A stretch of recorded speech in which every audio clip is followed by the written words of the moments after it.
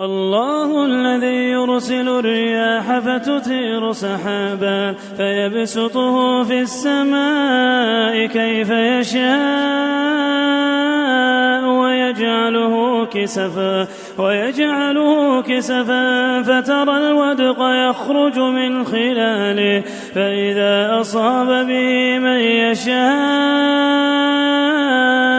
من عباده إذا هم يستبشرون وإن كانوا من قبل أن ينزل عليهم من قبله لمبلسين فانظر إلى آثار رحمة الله كيف يحيي الأرض بعد موتها إن ذلك لمحيي الموتى وهو على كل شيء قدير